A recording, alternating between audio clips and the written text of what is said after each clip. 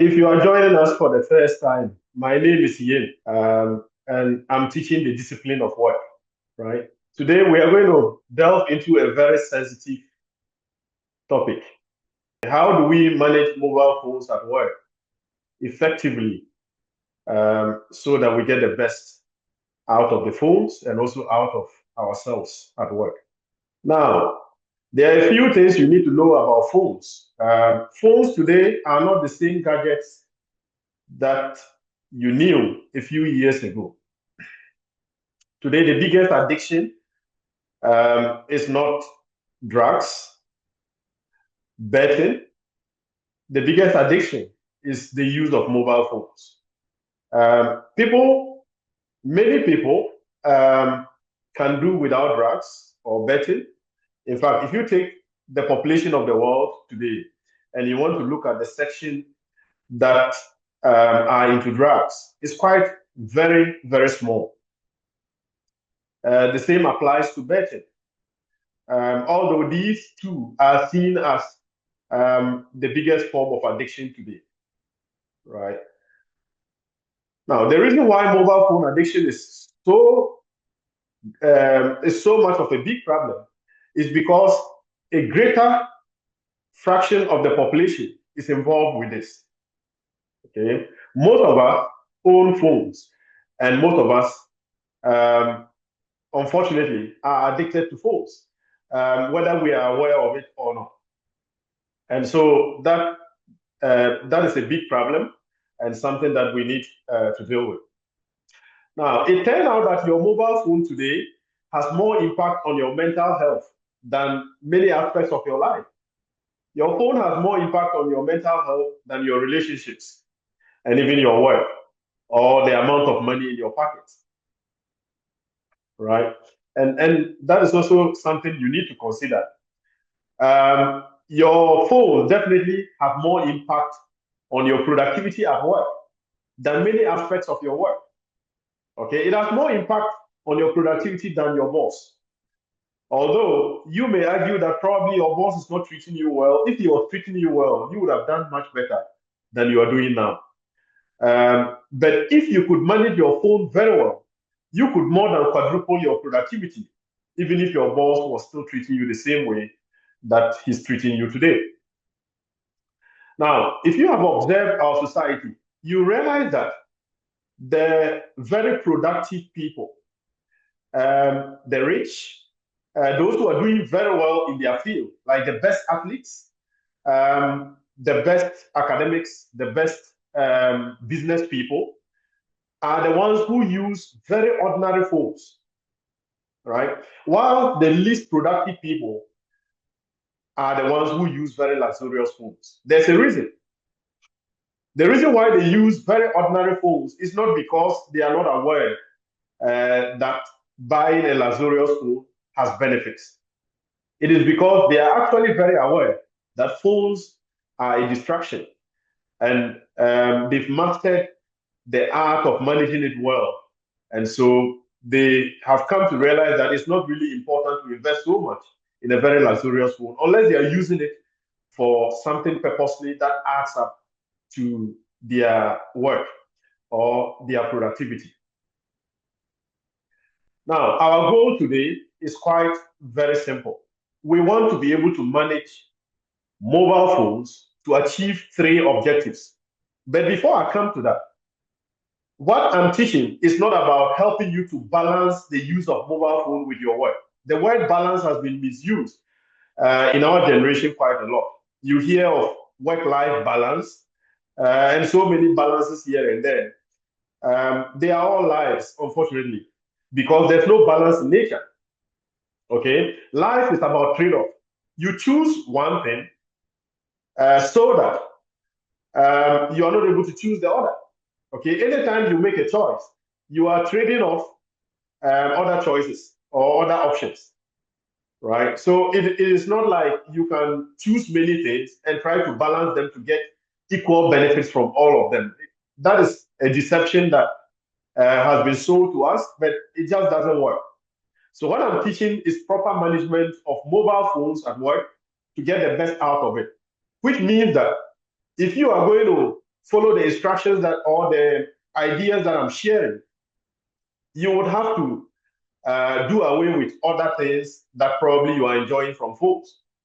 Because making one choice, as I said, will mean that you leave other choices out or other options out. You can't have both, right? So you choose something because it gives you better benefits or satisfaction than other options. You do not choose many things at the same time, try to put them together to give you equal benefits. That is not how things are done properly. So the three goals we are trying to achieve with proper management of mobile phone is, first of all, number one, to be very productive at work. This means we should be able to execute our tasks on time and excellently. Okay. Number two is to be able to learn. Okay. To learn at work, you need to have good focus and concentration, right? To be able to absorb materials and get the best out of your learning. Then number three is to be able to build quality relationships. Okay, to build quality relationships, you have to be present and you have to interact. Okay, you have to be able to talk to people, get around with people with full concentration and presence. Being aware of what is happening around you at every point in time is what you need to keep good relationships going. You don't want to be in a situation where someone is talking to you and you are browsing your phone. That doesn't help in building good relationships. What you are telling them is that what you are doing on the phone or the person probably you are talking with is more important to you than them, right? So these are the three objectives that we want to focus on. Now, what is the challenge? The main challenge, I'll split that into four, okay? The first challenge is that the average person is spending about 6 hours of the day on a mobile phone. Some are doing much more than that. Okay. And that takes quality time from you. Because let's say you have 9 hours of time to work and you are spending, let's say, 4 hours straight on the phone. That shortchanges you by close to 50% of the time available to work. And so you are not able to execute your tasks excellently and on time. Number two, remember that phones take away your concentration. So you will not be able to focus and concentrate on the tasks that are given to you. Most of the time, you can't do diligent work because you want to finish on time so that you can check your phone, or you want to juggle between your phone and the task that has been given to you. And that robs you of important concentration required to do the work well. Number three, lack of self-control. Mobile phones have become masters of our life, and so they determine what we do. Okay, if you don't have your phone in hand, you tend to sometimes even shake. You are not able to just be yourself without the phone, and that lack of self-control goes into every aspect of our lives. It takes away our discipline and our ability to master things and actually have control over our lives, and that is a big problem. And then the final challenge is lack of self-awareness. The use of mobile phone has made it difficult for us to be aware of our environment. And because we are not present at the moment, we don't even know, we don't even notice when there's danger around us. That is a big security problem.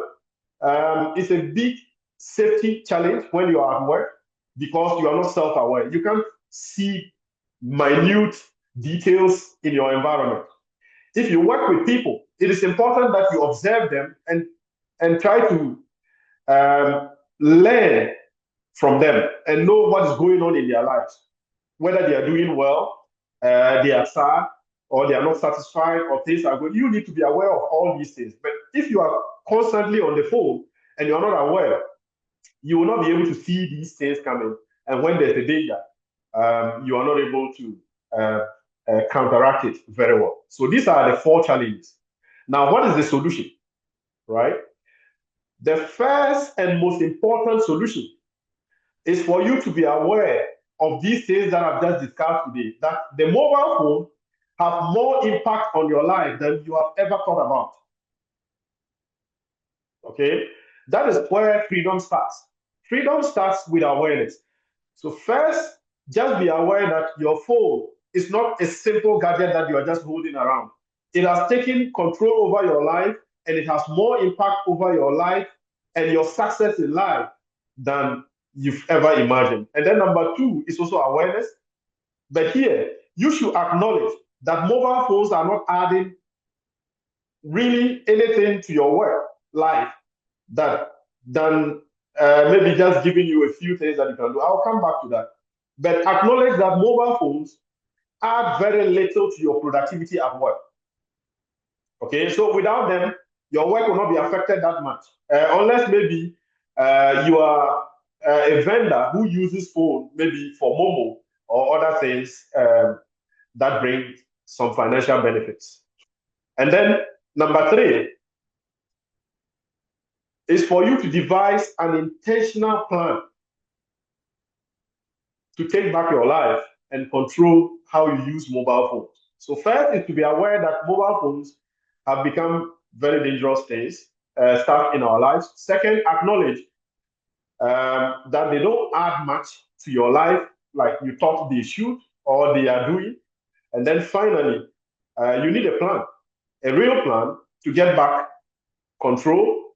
And once you have control, you can use phones to bring good benefit to your life. But you need to have control over what you do, right? Now, I'm going to look at the key uses of mobile phones in our work today. Okay, there are about 6 ways that we use mobile phones in our lives most of the time. There are other use cases, but these are the 6 main ones. The first one is distraction. You see, sometimes because you don't have any task at hand or you're not doing anything, you tend to quickly pick your phone just to check to get some distraction from your environment. All right. Or maybe something is worrying you, you want to think about something, but because you don't want to think about it, you pick the phone so that you can get distracted away from that. So the first use of mobile phone is actually distraction. The second is dopamine. Okay. You pick your phone to check if someone liked your post or someone liked your chat or someone has said something good about you so that you can feel good about yourself. Right? And then third is entertainment. You want to go to YouTube, Snapchat, Facebook, WhatsApp, other social media channels where you can watch entertainment videos or pictures to get entertained. And then number four is communication. To be able to talk to people, reach out to them, chat with people, maybe share ideas and stuff like that. Number five, learning. You want to be able to use the phone to learn, maybe Google something out, read something. And then six is productivity, when you can actually use the phone to maybe type a letter, share some files whilst you are working, reply an email quickly whilst you are working. Okay, these are productive uses of phones. Now, guess what? The first three that I've mentioned, distraction, dopamine, and entertainment, takes about 90% or even more of the use case of mobile phones at work. The remaining 10% goes to communication, learning, and productivity. And most of the time, these 10% use cases, which involve communication, learning, and productivity, can be done through other means that will not require mobile phones. Okay? And even if you have to use them, most of the time, if you just focus on using them for these 10%, your life will be much simpler. So how do you get out of this trap? Okay. The first thing I'm recommending is for you to look at your tasks, the work that you are doing now, and see the tasks that are very crucial to your success and decouple mobile phones from them. The dangerous part of mobile phones is that we have come to accept them as part of our work. Okay. And so it is difficult for us to work without them. But if we can separate the tasks that are very crucial to our work from the use of mobile phones, then they will not have so much impact on our success. So let's say if my main work is to develop proposals, then I can work on those tasks at a time that I use my mobile phones less. If I work early in the morning, there's no one around to talk to or to chat with, and so I'll use mobile phones less whilst executing these tasks, right? Or during those tasks, I will intentionally leave the mobile phone out because I know that my success depends on these tasks. Number two, I'm recommending that you leave your phones out of meetings. Meetings are the places where you usually learn. You learn from people in meetings. Let's say you are talking with your supervisor or colleagues, in group meetings, one-on-one meetings. Usually those are the places you need a lot of concentration to pick a lot of ideas and learn from people and build relationships. So leave the phone completely out when you are going to meetings. Replace it with a notebook and try to endure through the meeting. And then number three is where growth really counts. I want you to learn how to take phone breaks. And I'm recommending this highly. The goal is for you to gradually take back control over your phone. So this is what you do. You put your phone in your bag and maybe work for 1 hour. At the end of 1 hour, you take the phone and try to check if during that 1 hour, the phone, during 1 hour when the phone was absent in your life, you missed anything that could have impact on your work. And then you write that down. Then probably if you need to reply to some messages or emails or call some people back, you call them back, and then you put the phone back into your bag and you do 1 hour. Let's say you start this week, you are doing 1 hour throughout the week. You realize that it's not really taking anything away from you. Next week, you can do 2 hours. And then you increase it gradually to the point where you've realized that, okay, the absence of the phone in your life for that long is bringing some detrimental effects or impact on your work. Then you stop there and use that as your break cycle. So you could realize that maybe 5 hours is a good cycle, that within 5 hours, usually you don't miss anything not using your phone at work. Or within 3 hours, you don't miss anything not using your phone. So your normal cycle is 3 hours. So your phone is in your bag. After 3 hours, you go check it out and then reply to the messages and the comments or things that you need to do. You may finally realize that actually, if you leave the phone in your bag the whole day, you lose nothing. Okay? What you lose will not have any impact on your life or your work.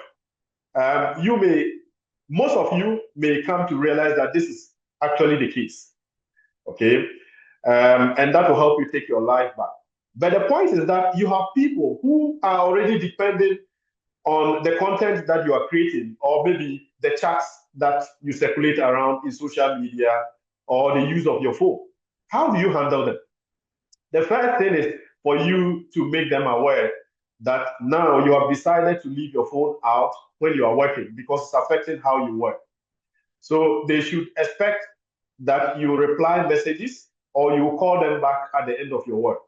Many people will understand this, especially those who really care about you and who knows that this will be very crucial to your success.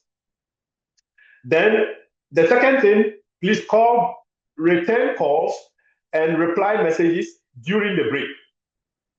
Okay, so during the break, if you miss any call and maybe any chats, you want to go back and reply.